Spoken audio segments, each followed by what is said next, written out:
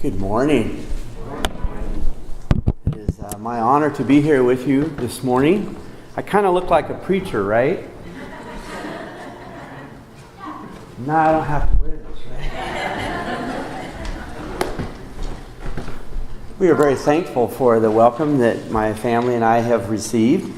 And if you have a chance to meet them, please take some time and meet my family. I've really prepped the kids to fake it for 2 days and to be on their best behavior. And I think that you'll enjoy them. And I know that I do. My family is wonderful and very much a gift of God to me. Today's Easter, isn't it? Right? Now, you don't have to cry about it. With that in mind, we were kind of talking about, well, what are you going to preach about? But then you got to remember to preach on all these holidays that come up and things like that, right? So if there's Mother's Day, if there's Father's Day, if there's Easter, if there's Christmas and all these other things. And so then in trying to figure out how to use this PowerPoint is sometimes it kind of locks you into something when you're trying to relate to something. So if you're here because of Easter, it's about resurrection, right? And this has a lot to do with white bunnies, but I'm not sure what that connection is. But maybe this resurrection has to do with something else besides white bunnies. And whoever taught Bible class, my daughter loved it. And she came out with these little white bunny pens. And I was going to wear one up here, but she wouldn't let me. In order for there to be a resurrection, there's got to be a death first. So with that in mind, I want to show you something. We're going to get there eventually. In Genesis, the first chapter, you might remember that one of the things God was doing in the very beginning in verse 26 is He was making mankind, humanity, people, in His image. And so we ask ourselves, well, what is that? So God created, verse 27, man in His own image. In the image of God He created him, male and female He created them. But what is the image of God? Does it mean that God has 2 eyes, 2 ears, and a nose? Is that the image of God? Or does it mean something different? When you think about that phrase, image of God, what pops into your head? Is it maybe a Frank and Ernest cartoon where there's this really giant guy with a beard and a robe looking down on a really small earth? Or is it maybe the images that we had of the cross earlier? When you think of the image of God, what is it that comes into your mind? And this image is what I want to share with you today, but first I want to show you something that took place that I think demonstrates this whole concept and idea of resurrection.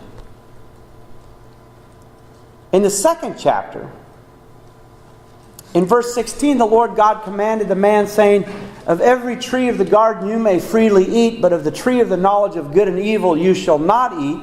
For in that day you shall eat of it, you shall surely die."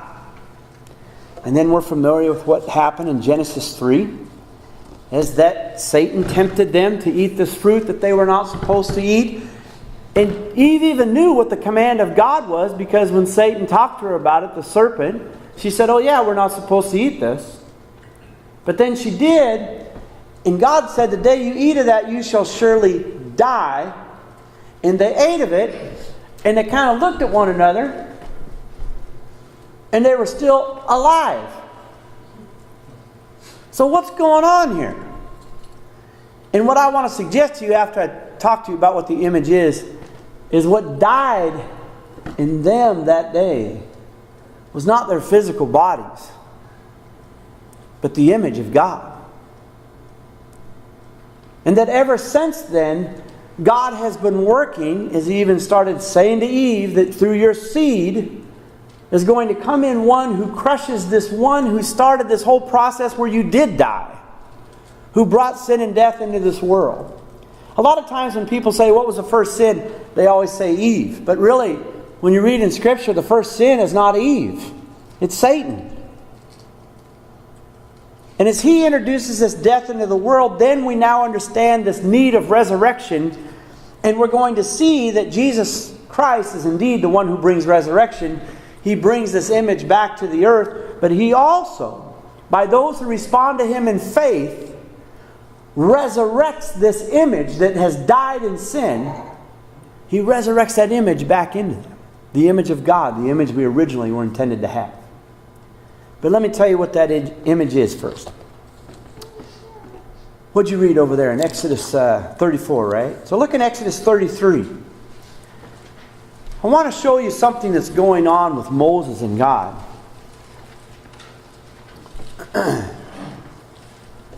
Moses and God were really close. They were friends. They talked face to face, is the way God describes it one time. But of course they got quite a project that's going on as the nation of Israel is coming out of Egypt. But they're still very much worldly people and not very spiritual.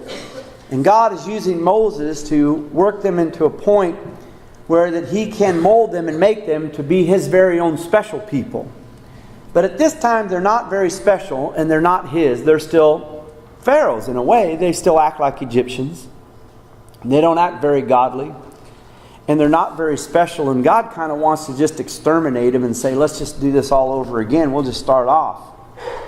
And Moses and God are discussing these things. And in verse 5, you can even see that the Lord said to Moses, say to the children of Israel, you are a stiff-necked people. I could come up into your midst in one moment and consume you. Now therefore take off your ornaments that I may know what to do with you. And as they had this conversation about what's going to take place, in verse 12, Moses is concerned that God's presence is not going to go with them as they go up from this place and eventually go to inherit the promised land. But God is saying, if I go with you, I don't know, maybe I'm just going to destroy you all. Yeah, okay, you already know that. Some of you have kids, right? Maybe it's good you kids go and play outside so that I won't destroy you all. You said the same thing. That's why somebody was giggling about that. They must have kids. So in verse 12 it says, then Moses said to the Lord, see, you say to me, bring up this people, but you have not let me know whom you will send with me. Yet you have said, I know you by name, and you have also found grace in my sight. Now therefore I pray, if I have found grace in your sight, show me now your way, that I may know you, and that I might find grace in your sight, and consider that this nation is your people. And he said, my presence will go with you, and I will give you rest. Then he said to him, if your presence does not go with us, do not bring us up from here. For how then will it be known that your people and I have found grace in your sight, except you go with us? So we shall be separate, your people and I, from all the people who are upon the face of the earth. So the Lord said to Moses, I will also do this thing that you have spoken, for you have found grace in my sight, and I know you by name. And now get this. Here's what Moses asked him then. And he said, please show me your glory. They're having this conversation, and Moses is saying, we're close, right, God? And your presence is going to go with us. And God says, yeah, I know you by name. I was just talking with a sister earlier. We were talking about how bad we are with names, and I can't remember her name. But that's all right. She can't remember mine. Does anybody ever laugh in this congregation? That was a joke. Man, I'm bad, aren't I? Anyway, if you know somebody by name, then you know them as a friend. You haven't forgotten their name. Now, I got to meet 100 people today. But I don't know you by name, just a few of you. Because if I met you on the street somewhere and you're walking, I would not be able to recall your name. I might even recognize that I've met you at one time, but I might not be able to recall your name. But this is not the relationship that Moses and God have. They know each other very closely, and because of that, Moses wants just a little bit more to know you, God. Let me see your glory. Let me see you for who you really are. I mean, reveal yourself to me. I want to know you as you really are. Verse 19, then he said, I will make all my goodness pass before you, and I will proclaim the name of the Lord before you. I will be gracious to whom I'll be gracious, and I will have compassion on whom I will have compassion. And he said, you cannot see my face, for no man shall see me and live. And the Lord said, well, here's a place by me, and you shall stand on the rock. And so it shall be when my glory passes by, that I will put you in the cleft of the rock, and will cover you with my hand while I pass by. Then I will take away my hand, and you shall see my back, but my face shall not be seen. So what God is saying is, I can't show you my face right now. I'm not going to show you the fullness of my glory right now. But what I'm going to show you is my back. Now the back is not the same as the front, right? If you're at a fair or something and all the people are looking a certain way, all one way, and all you can see is people's backs, and you're looking for a friend of yours, it's real hard to identify them, right? Because everybody's back might look the same. And it's even hard to figure out whether everyone's male or female. You know? Because some guys got long hair and some women have short hair. Some women have beards.